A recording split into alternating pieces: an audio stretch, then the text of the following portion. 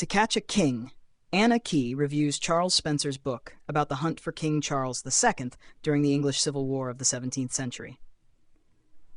Charles Spencer's latest book, To Catch a King, tells us the story of the hunt for King Charles II in the 6 weeks after his resounding defeat at the Battle of Worcester in September 1651.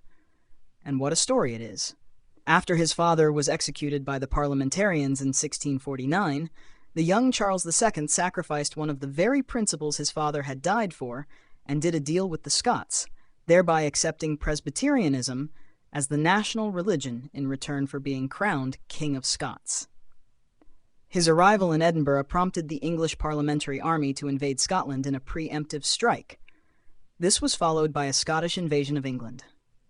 The two sides finally faced one another at Worcester in the west of England in 1651.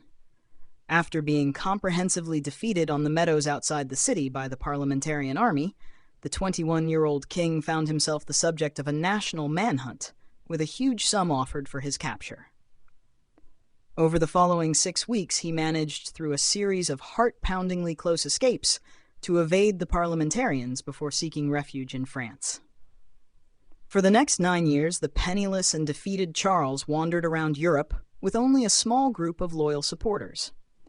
Years later, after his restoration as king, the 50-year-old Charles II requested a meeting with the writer and diarist Samuel Pepys. His intention when asking Pepys to commit his story to paper was to ensure that this most extraordinary episode was never forgotten. Over 2 3-hour sittings, the king related to him in great detail his personal recollections of the 6 weeks he had spent as a fugitive. As the king and secretary settled down, a scene that is surely a gift for a future scriptwriter, Charles commenced his story. After the battle was so absolutely lost as to be beyond hope of recovery, I began to think of the best way of saving myself. One of the joys of Spencer's book, a result not least of its use of Charles II's own narrative, as well as those of his supporters, is just how close the reader gets to the action. The day-by-day retelling of the fugitive's doings provides delicious details. The cutting of the king's long hair with agricultural shears, the use of walnut leaves to pale skin, and the day Charles spent lying on a branch of the great oak tree in Boscobel Wood as the parliamentary soldiers scoured the forest floor below. Spencer draws out both the humor, such as the preposterous refusal of Charles's friend Henry Wilmot to adopt disguise on the grounds that it was beneath his dignity, and the emotional tension when the secret of the king's presence was cautiously revealed to his supporters.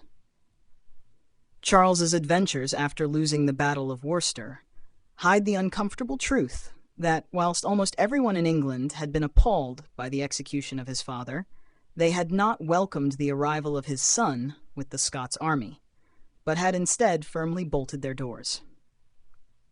This was partly because he rode at the head of what looked like a foreign invasion force, and partly because, after almost a decade of civil war, people were desperate to avoid it beginning again. This makes it all the more interesting that Charles II himself loved the story so much ever after. As well as retelling it to anyone who would listen, causing eye-rolling among courtiers, he set in train a series of initiatives to memorialize it. There was to be a new order of chivalry, the Knights of the Royal Oak. A series of enormous oil paintings depicting the episode were produced, including a 2-meter-wide canvas of Boscobel Wood and a set of 6 similarly enormous paintings of the king on the run. In 1660, Charles II commissioned the artist John Michael Wright to paint a flying squadron of cherubs carrying an oak tree to the heavens on the ceiling of his bedchamber. It is hard to imagine many other kings marking the lowest point in their life so enthusiastically, or indeed pulling off such an escape in the first place. Charles Spencer is the perfect person to pass the story on to a new generation. His pacey, readable prose steers deftly clear of modern idioms and elegantly brings to life the details of the great tale. He has even-handed sympathy for both the fugitive king and the fierce Republican regime that hunted him, and he succeeds in his desire to explore far more of the background of the story than previous books on the subject have done. Indeed, the opening third of the book is about how Charles II found himself at Worcester in the first place, which for some will be reason alone to read To Catch a King.